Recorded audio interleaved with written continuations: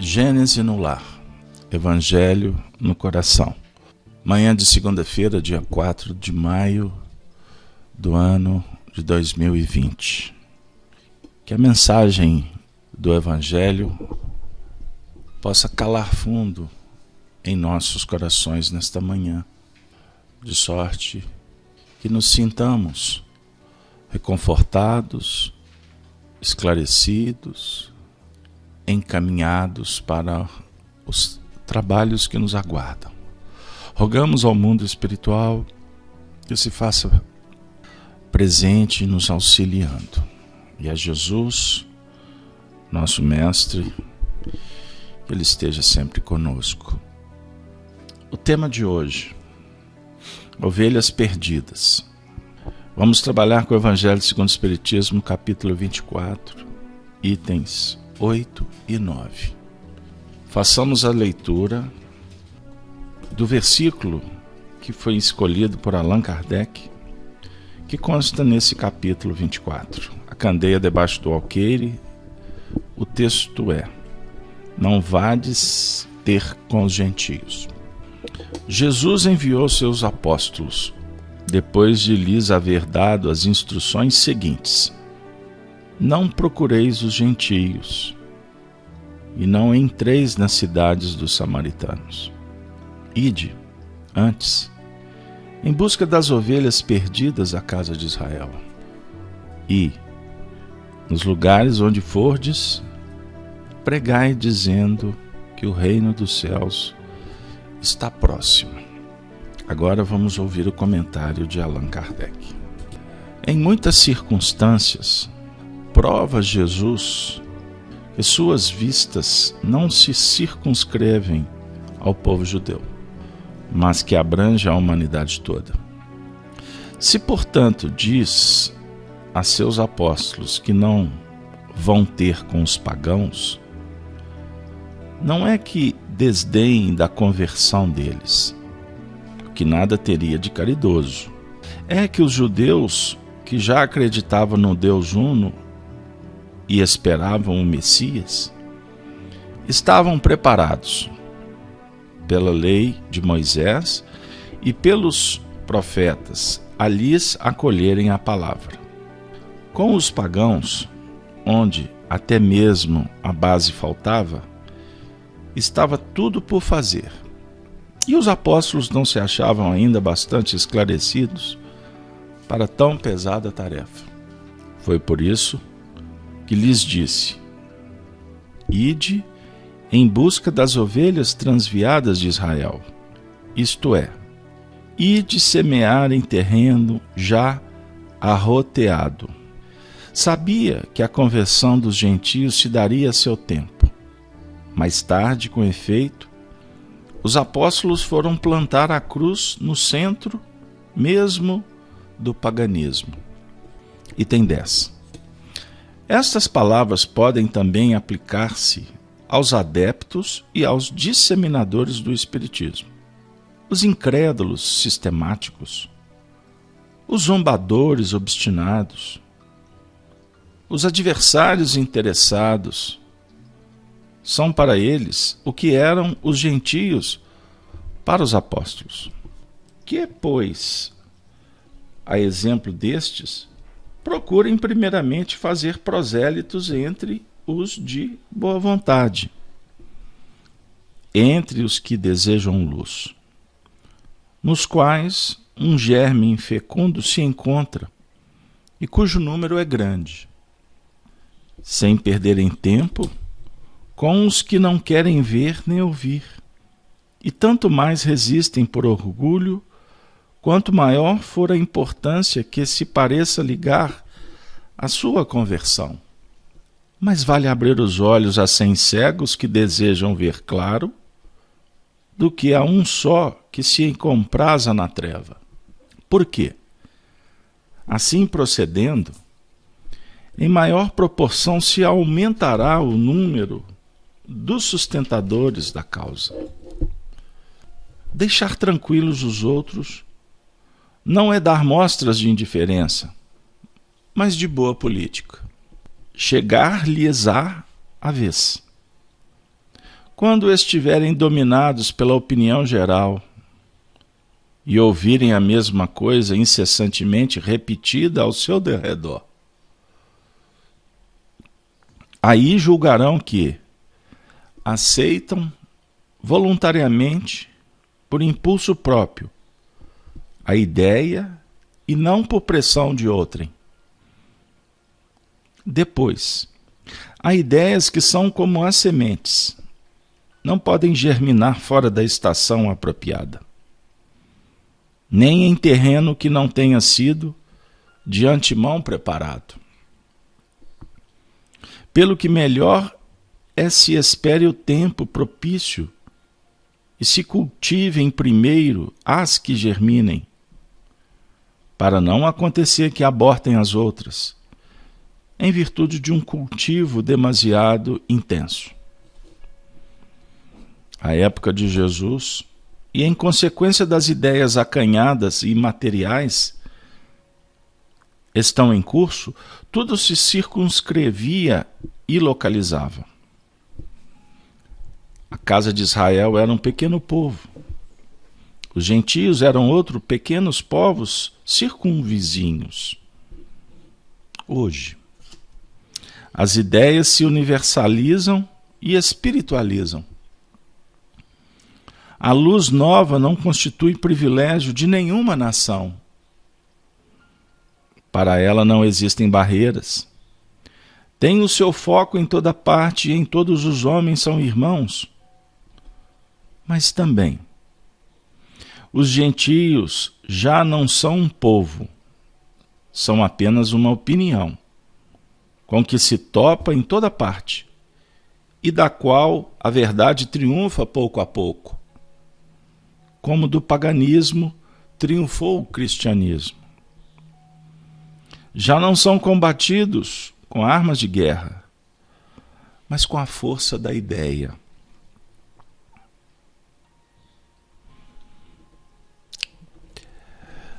A mensagem, ela é sempre muito atual. Em filosofia, se discute há milênios como que se dá o processo do aprendizado.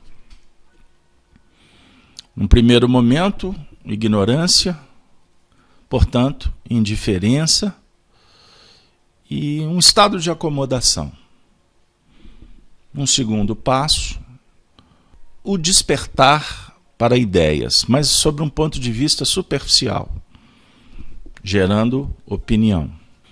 Um terceiro estágio, o conhecimento, a caminho da sabedoria, e conclui-se com a autonomia, a escolha, a liberdade, a responsabilidade, o amor ao dever.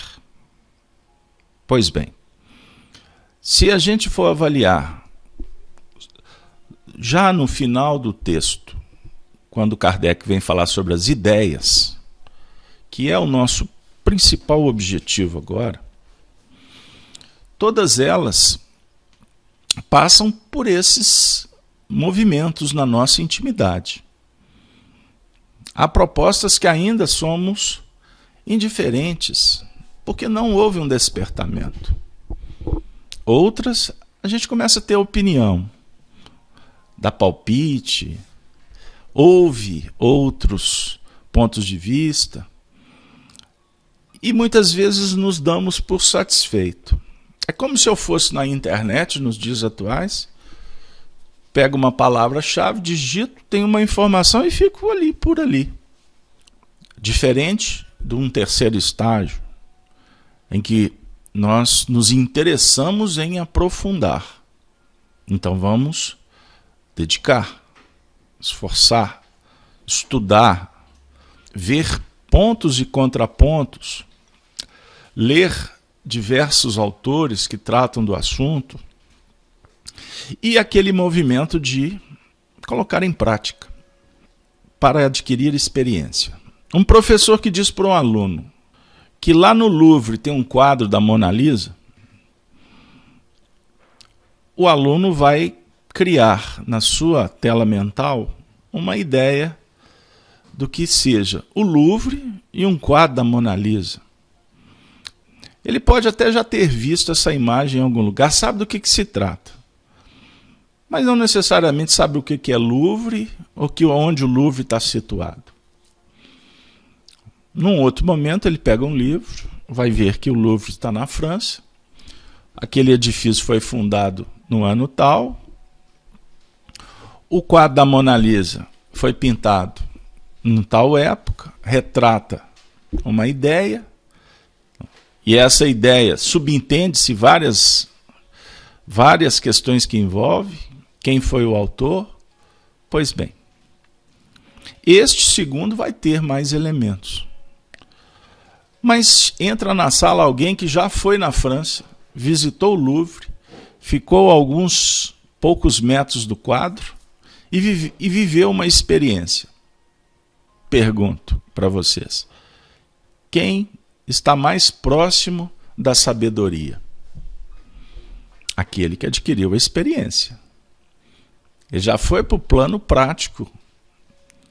Então nós precisamos de compreender o fenômeno, observar que existe um encadeamento natural, e quando se adquire uma experiência naquele tema, é óbvio que o indivíduo ele vai estar muito mais próximo da sabedoria do que um outro que ainda nem sabe o que é um museu, que está lá naquela caverna do Platão, sendo manipulado por mentes que ficam projetando imagens.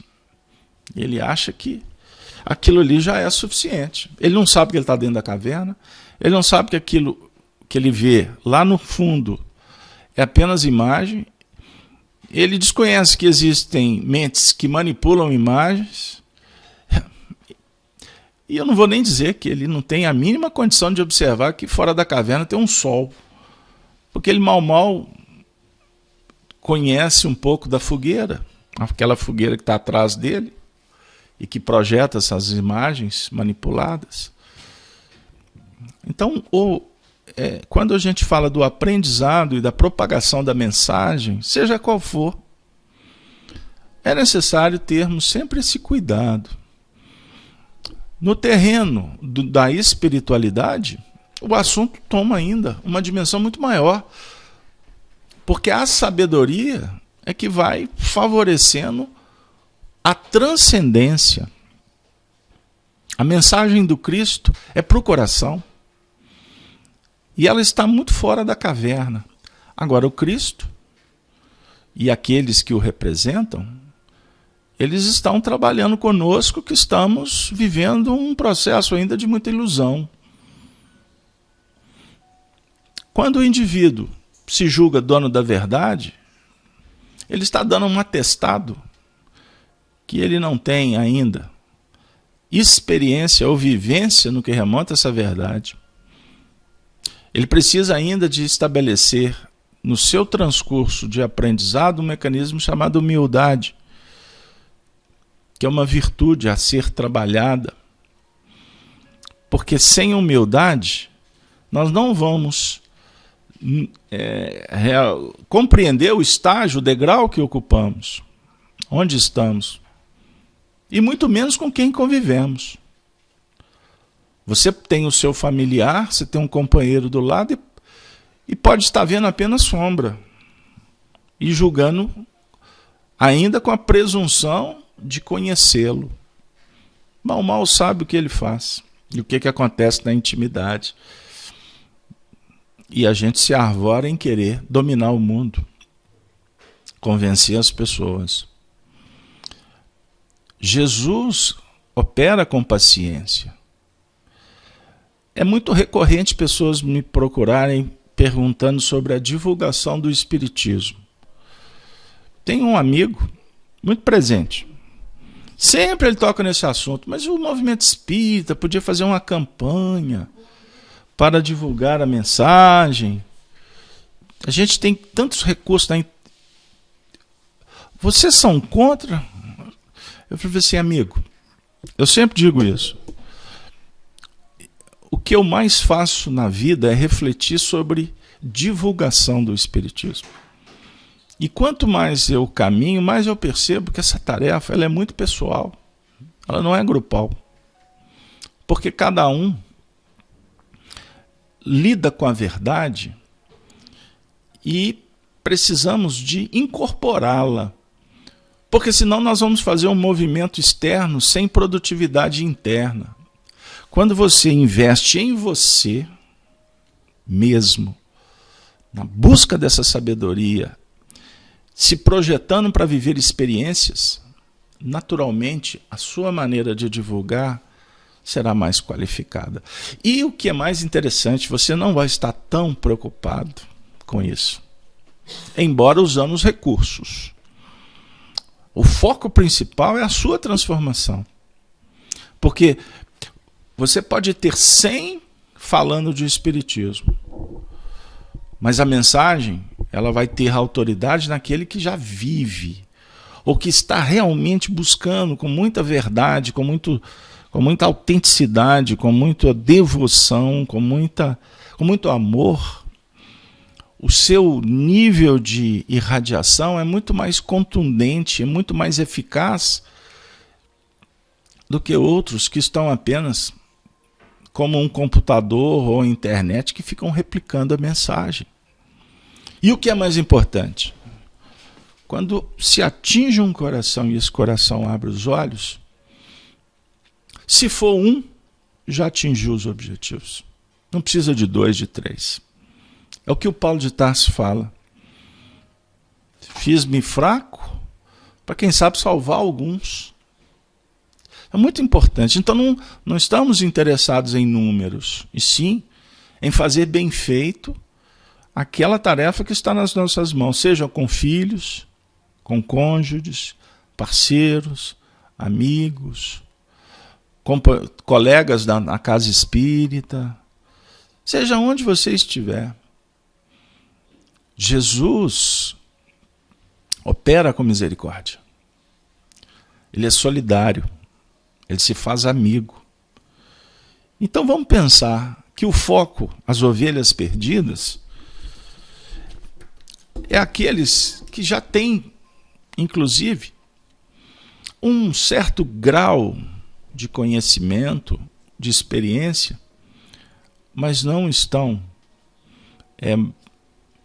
dispostos a operar. Aliás, estes, os rebeldes, são os que mais, vamos dizer assim, dão trabalho. Não são aqueles que não sabem nada, porque eles estão no estágio natural. Quem já sabe e fica sofisticando para não pôr em prática, são aqueles que são dignos de misericórdia, para não dizer que somos nós mesmos. Tem uma mensagem belíssima do espírito Hilário Silva, através do Chico Xavier, Contos dessa e de outra vida, parece, ou A Vida Escreve, estou em dúvida, em que ele vai narrar um desdobramento do Eurípides Barçanufo, um espírito de envergadura inquestionável, que deu um exemplo extraordinário de vivência do Evangelho aqui em Minas Gerais. Desencarnou com o H1N1, lá no ano de 1918, em pleno trabalho. Não estava isolado, não. O que aconteceu com ele? Mas antes de desencarnar, ele teve um desdobramento, foi para o mundo espiritual. Resumindo, que a história é longa. E ele tem um encontro com Jesus.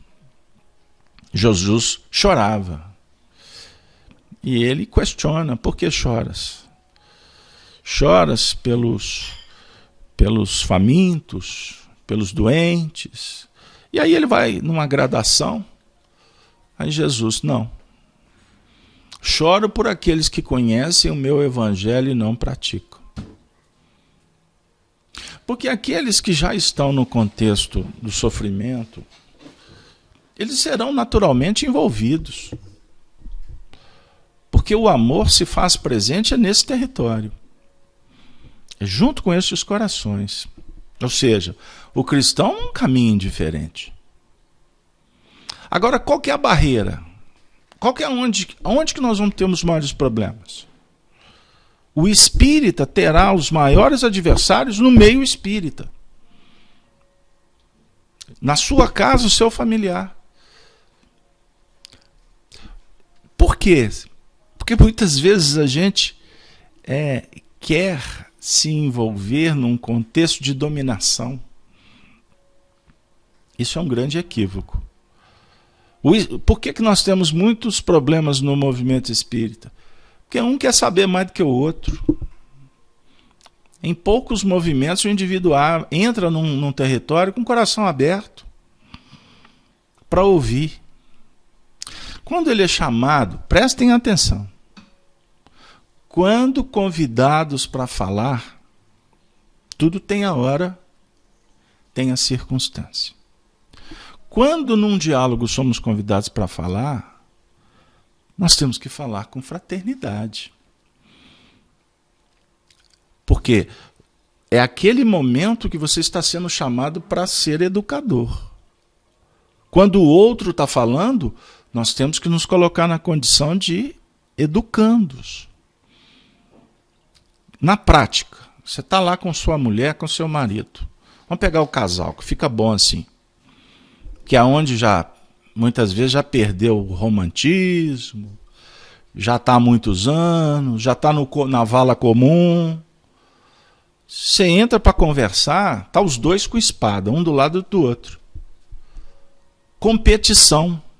Quem fala mais, quem sabe mais, quem é mais bonito, quem ganha mais, quem não ganha. Aí você vai usando poderes num diálogo. Quem que está aprendendo? Pode ser quem está do lado de fora que está assim, meu Deus, que mundo primitivo. Ou então, Senhor, me ajude a pacificar. Porque os dois aqui não estão aprendendo nada. Na verdade, eles estão fomentando a imperfeição. É diferente quando no Evangelho no lar, senta o casal, a família, e fala assim, essa mensagem foi para nós. Geralmente, essa mensagem está isso é para você. Como assim? Mensagem para você? Me desculpe, amigos. Se confunde política humana com política divina. O que a gente geralmente tenta trabalhar nas nossas atividades é a política divina. O bom combate é com você, não é com o outro. O outro pode estar falando a maior aberração do mundo. Para ele é verdade. Para ele é o estágio evolutivo que ele se encontra. Pergunto, nós temos autoridade para fazer com que alguém suba de estágio? Eu vou trazer uma reflexão final. A palavra cultura ela foi esvaziada nos nossos tempos. Falam por aí que cultura tem a ver com costume, com regionalismo e etc. Se nós formos na Grécia Antiga, a palavra cultura ela foi desenvolvida a partir do mecanismo de relação do homem com a natureza. Cultivo. Então, quando a gente entra nos territórios da educação, que foi uma outra palavra esvaziada, porque educação a gente associa com métodos, com resultado. Nós trabalhamos isso outro dia aqui no Mediunizando. Agora, cultura é cultivar a planta extraordinária do seu espírito, que precisa de arte. O belo, o justo, os sentimentos nobres. Isso é um cultivo permanente. Então, se formos ajustar com esta mensagem dos tempos atuais, os bons espíritos são cultivadores do espírito. E eles ajudam a cultivar. A nossa caminhada, porque somos ainda, muitas vezes, muito mais pagãos, Muitas vezes nós somos muito mais gentios, muitas vezes somos muito mais aqueles detratores do que cristãos. Agora, quando nos julgamos religiosos, costuma se tornar um grande problema, porque julgamos que somos donos da palavra. Arvoramos o poder temporal de Deus na terra.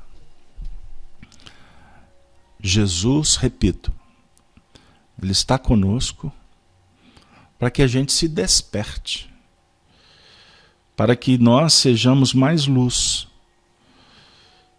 E que quando utilizamos dos recursos do Espiritismo, chamados por almas que desejam, que levantam o dedo, que fazem uma pergunta, o papel é fazer luz nas trevas.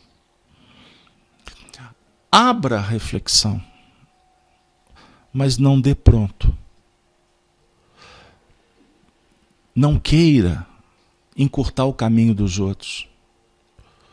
Um companheiro me fez uma pergunta sobre o mundo espiritual. Naturalmente, ele representa a geração que quer tudo pronto e rápido, fácil, sem profundidade. Eu disse para ele, o mundo espiritual é o mundo mental, é o mundo moral. As edificações também representam transitoriedade. Como na Terra o nosso mundo é transitório, o mundo espiritual também o é, porque ele é apenas mais um dos estágios. Mas o mundo definitivo é o mundo das ideias. Então nós temos muito que pesquisar. Aí ele disse assim, mas eu queria que você me desse mais detalhe. Eu falei assim, vamos fazer uma coisa. Leia o livro Nosso Lar. Depois que você lê o livro Nosso Lar, você volta ao assunto. Aí, passou um mês, ele entrou em contato comigo para me perguntar se lá no mundo espiritual tinha música. Aí eu falei assim, você leu o Nosso Lar? Não tive tempo. Eu falei assim, então nós vamos fazer uma coisa. A partir de agora, todas as suas perguntas pertinentes ao mundo espiritual, eu vou te responder à medida em que você for atendendo as minhas dicas. Pode ser assim? Pode. Passou 2 meses e ele me ligou de novo. Aí ele me telefonou, não aceitou a mensagem, para me perguntar se no mundo espiritual tinha igreja. Eu falei assim, você leu o livro Nosso Lar? Não li. Eu falei assim, amigo, então eu não sou uma pessoa indicada para te responder. Por quê? O meu papel é ser amigo e te incentivar a buscar. Se eu me arvorar de trazer, você não vai crescer. E você vai criar uma dependência tão cega que no dia que eu te falar uma besteira, você pode tomar isso como verdade absoluta. Então, me desculpe. Eu gostaria muito que a gente permanecesse amigos. E espero que você me compreenda. Passou alguns anos, ele me disse assim, posso te fazer uma pergunta? Aí eu falei assim, ai meu Deus do céu, louvado seja o teu nome. Não, antes de fazer a pergunta, eu queria te dizer que eu já li todos os livros da André Luiz. Aí eu disse, então, no fundo, você já não precisa mais de me fazer pergunta. Porque está lá a realidade do mundo espiritual. Mas tem uma dúvida, qual é? Aí ele falou assim, agora está na hora de você recomeçar a leitura de André Luiz. Vamos de novo ao Nosso Lar, porque a resposta está lá. Então agora eu posso te dizer, sem nenhuma dificuldade, que você já está num caminho certo. Mas lá na frente você não vai me fazer pergunta, aí a gente pode trocar ideia. O diálogo fica muito mais produtivo. Gênese no Lar sugere para nós reflexões. Que nós possamos, nesse momento, aproveitar a mensagem e lembrar que Jesus cuida de todas as ovelhas, as que são desse aprisco e as que estão em outros lugares, mas que um dia farão parte do mesmo rebanho, porque um só é o pastor. Allan Kardec ainda diz que os espíritos não dizem tudo ostensivamente. Não é porque haja na doutrina mistérios em que só alguns privilegiados possam penetrar, nem porque eles coloquem a lâmpada debaixo do alqueire. É porque cada coisa tem de vir no momento oportuno. Que nós possamos ter os olhos de ver e a paciência no operar. Porque da mesma maneira que os espíritos não nos dizem tudo, nós temos que aprender a adequar a mensagem às circunstâncias, ao público-alvo, de sorte que não haja um desvio de roteiro, o atropelar as etapas, porque a cada um segundo suas obras. Isso é para a gente pensar com carinho. Há um tempo atrás, há uns 30 anos, eu peguei uma época que o movimento espírita, as casas, as mocidades espíritas, eram lotadas de jovens. Eu já assisti reuniões no Grupo Sheila com 500 jovens participando de eventos, com palestra, com música, com teatro. Eu visito as mocidades espíritas e fico impressionado com um número reduzidíssimo. Entre nós pode haver discussões sobre os métodos, sobre qualidade, que devem ser observados e trabalhados. Mas o problema não se circunscreve a isso. Nós estamos num momento na Terra em que existem grupos de espíritos em graus diversos de evolução. No mundo antigo, esses grupos representavam faixas mais limitadas, que se confundiam. Hoje, com 7 bilhões de seres reencarnados, a diversidade desses grupos aumentou de uma forma exponencial. Por isso, hoje, a mensagem viva da espiritualidade, ela não mais está na mão, na administração de instituições ou pessoas específicas. Ela está sendo semeada pelos recursos tecnológicos. Vocês já pararam para pensar quando o espiritismo chegar na Ásia? Quando o espiritismo penetrar em determinados terrenos que hoje a religião é impedida? Espíritos que têm uma capacidade intelectual de raciocínio, eles vão contribuir de uma maneira muito especial para que a mensagem se torne quase globalizada, de domínio comum. Mas por que ainda não? Porque os homens estão mais voltados para as questões do mundo objetivo, sensório, material. À medida em que os fatos, os acontecimentos forem se desenvolvendo, a dor, a desencarnação, os grandes problemas chamarem a humanidade para pensar mais no lado espiritual, com certeza a mensagem espírita vai se propagar numa velocidade inimaginável, porque é a única doutrina capaz de esclarecer todas as dúvidas possíveis da humanidade. Se ela não esclareceu mais, é porque nós, homens, não nos fizemos merecedores. que a mensagem viva do Evangelho, que é o ponto principal do nosso encontro, seja internalizada e que nós possamos nos sentir reconfortados e agradecidos porque a sua casa hoje foi beneficiada. Os espíritos chegaram junto para abrir um pouco mais a sua consciência. Então só nos resta dizer: muito obrigado, Jesus. Muito obrigado, amigos espirituais, pelo carinho, pela paciência e pelo investimento que vocês estão se dedicando para nos ajudar nesse cultivo sagrado da nossa alma. E que possamos sair para o mundo para levar a mensagem da esperança. Eu vou brincar no final dizendo: no dito popular, afirmam que a esperança é a última que morre. Não. Não é a última que morre.